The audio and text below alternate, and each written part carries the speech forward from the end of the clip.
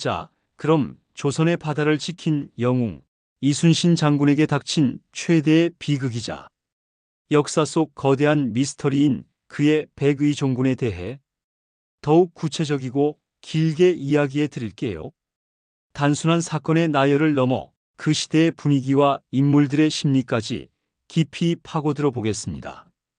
1592년 외적의 침략으로 조선이 풍전등화의 위기에 처했을 때 육지에서는 연이은 패전 소식만이 들려왔습니다.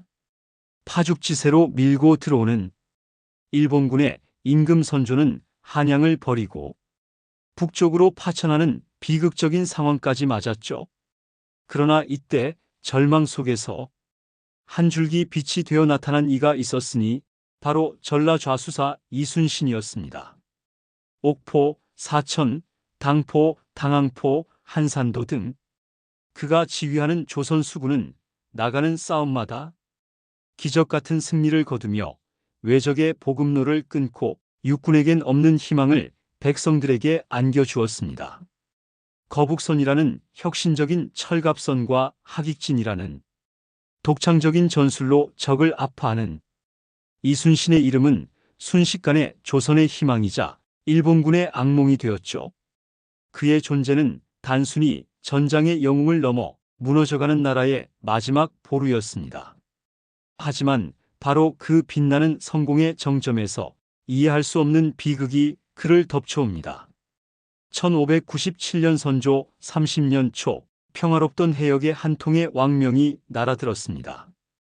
이 왕명은 일본군 고니시 유키나가가 조선 수군을 와해시키기 위해 치밀하게 계획한 이간책에서 비롯된 것이었죠. 왜군은 요시라라는 이중간첩을 조선 조정에 침투시켰습니다. 요시라는 자신이 가토 기요마사 부대에서 탈출한 일본인으로 위장하여 마치 중요한 군사 기밀이라도 되는 양 가토 기요마사가 곧 대규모 병력을 이끌고 부산포를 거쳐 조선으로 들어올 것이니 그때 기습하면 큰 공을 세울 수 있다는 거짓 정보를 흘렸습니다. 실제로는 고니시와 가토는 사이가 좋지 않다는 소문이 돌았으나 이미 화해한 상태였음에도 조선 조정의 불안과 조급함을 정확히 꿰뚫어 본 관계였던 것입니다. 육군이 계속해서 패전하는 상황에서 지푸라기라도 잡고 싶었던 조정은 이 정보를 맹신할 수밖에 없었습니다. 조정은 즉시 이순신에게 부산포로 출진하여 가토를 잡으라는 명령을 내렸습니다. 그러나 이순신은 달랐습니다. 그의 눈에는 이 명령이 단순한 군사 정보가 아닌 치명적인 함정으로 보였습니다. 그는 수년간 남해 바다를 누비며 쌓은 경험과 예리한 통찰력으로 왜군의 꾀임을 간파했죠. 당시 전라좌수영 본영인 여수에서 부산포까지의 해로는 매우 멀고 그 사이에는 조류가 거센 맹골 수도와 같은 위험한 해역이 많았습니다. 또한 이순신은 조선 수군이 불필요한 소모전을 피하고 방어적인 자세를 유지하며 외적의 보급로를 차단하는 전략이 옳다고 굳게 믿었습니다. 무리하게 함대를 움직여 적의 본거지 근처로 접근하는 것은 자살 행위나 다름없었죠. 그는 망설임 없이 지금 수군을 함부로 출동시키면 적의 꾀에 빠져 대패할 것이 분명하다. 신에게는 아직 12척의 전선이 남아있사오니 죽을 힘을 다하여 적을 막아낼 것이옵니다라며 출전을 거부하는 장계를 올렸습니다. 그의 판단은 군사적으로 지극히 옳고 현명한 것이었으나 이미 왜군의 이간책에 속아 넘어간 선조와 조정의 눈에는 왕명에 대한 정면 도전이자 심지어 적과의 내통을 의심케 하는 불량한 행위로 비쳤습니다. 이는 그를 파직하고 의금부에 투옥시키며 끝내 불령종명이라는 죄목으로 백의종군이라는 극단적인 처벌을 내린 공식적인 명분이 됩니다. 하지만 이순신의 좌천 뒤에는 단순한 왕명 불복을 넘어선 조선 내부의 복잡하고 음습한 정치적 역학관계가 숨어 있었습니다. 당시 조선 조정은 동인과 서인이라는 격렬한 당파 싸움에 휩싸여 있었습니다. 이순신은 동인 계열의 인물로 분류되었는데 임진왜란 발발 후 국정 운영의 주도권은 서인 세력이 쥐고 있었습니다. 전쟁 초기 육군이 연이어 패퇴하고 왕이 한양을 버리고 멀리 북쪽으로 피난하는 와중에도 이순신만이 바다에서 옥포, 사천, 한산도 등 전설적인 승리를 거두며 백성들의 유일한 희망이 되었습니다.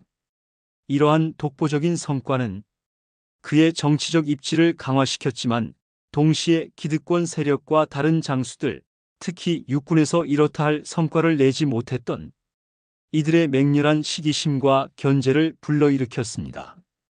바다에서만 싸움에 이기는 것은 뭔가 다르다는 식의 비아냥거림까지 들려왔죠.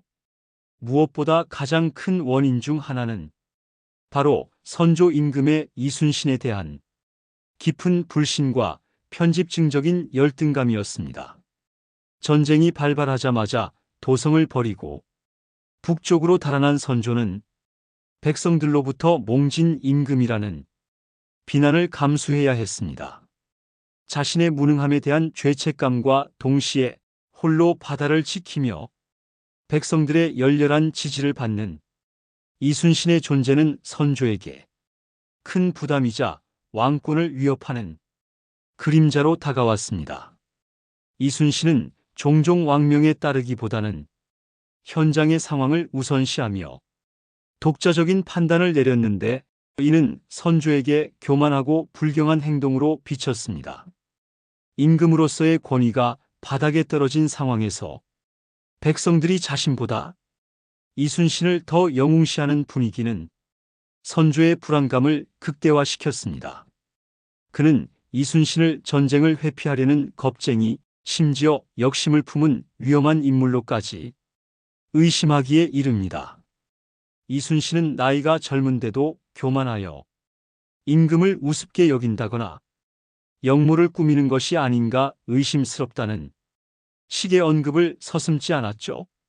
이러한 선조의 의심에 기름을 붓고 불을 치른 것은 다름 아닌 원균이었습니다.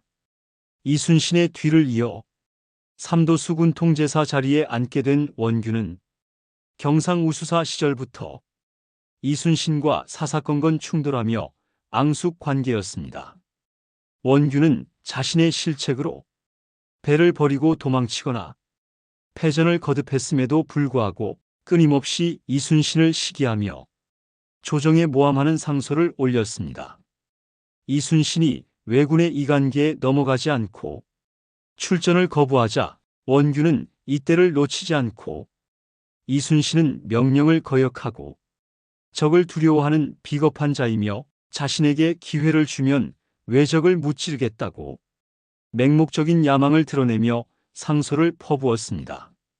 그의 이러한 집요한 모함과 탐욕은 선조의 의심을 더욱 굳히는데 결정적인 영향을 미쳤습니다. 일본군의 이간계가 성공할 수 있었던 것도 조선 조정 내부에 이순신을 불신하고 제거하려는 세력, 특히 원균과 같은 이들이 이미 존재했기 때문입니다. 왜군이 치밀하게 계획한 이중간첩 작전은 이러한 내부의 균열과 인물 간의 갈등을 정확히 파고들어 조선군을 혼란에 빠뜨리고 이순신을 제거하는 데 성공한 것입니다. 그 결과 이순신은 고문을 당하고 죽음의 문턱까지 갔다가 극적으로 풀려나 백의종군이라는 처참한 신세가 됩니다. 그리고 그가 사라진 빈자리는 조선 수군에게 역사상 가장 참혹한 패배인 칠천량 해전으로 이어집니다. 원균은 이순신이 고심하여 지켜왔던 전술적 원칙을 무시하고 조정의 무리한 출전 압박에 밀려 좁고 위험한 칠천량으로 수백 척이 조선 수군을 몰아넣었습니다. 1597년 7월 16일 밤을 틈타 기습한 일본 수군의 맹공에 조선 수군은 속수무책으로 당했고 대부분의 함선을 잃고 거의 전멸하다시피 했습니다. 판옥선 수백 척과 수많은 병사들이 수장되었고 원균 자신도 이 해전에서 전사하고 말았습니다. 이 참혹한 패배는 이순신 장군의 부재가 가져온 직접적인 결과였으며 동시에 그의 군사적 판단이 얼마나 옳았는지를 처절하게 증명하는 비극이었습니다. 조선은 이 해전으로 남해안에 제해권을 완전히 상실했고 외라는 다시 한번 조선 전체를 집어삼킬 듯한 위기로 치달았습니다. 절망적인 상황 속에서 선조는 마침내 이순신의 탁월한 능력과 충심을 뒤늦게 깨닫습니다. 7천량 해전 이후 남은 배는 단 12척에 불과했습니다. 이순신은 이 12척의 배와 함께 홀로 남은 사실상 괴멸된 조선 수군의 수장으로 다시 임명됩니다. 그는 백의종군에서 복귀한 지 불과 2달여 만에 불과 12척의 배로 133척에 달하는 왜군 함대를 격파하는 명량해전의 기적을 일궈내며 조선을 다시 한번 구원하게 됩니다. 결론적으로 이순신 장군의 백의종군은 단순히 왕명불복이라는 표면적인 이유만으로는 온전히 설명될 수 없는 복합적인 비극이었습니다.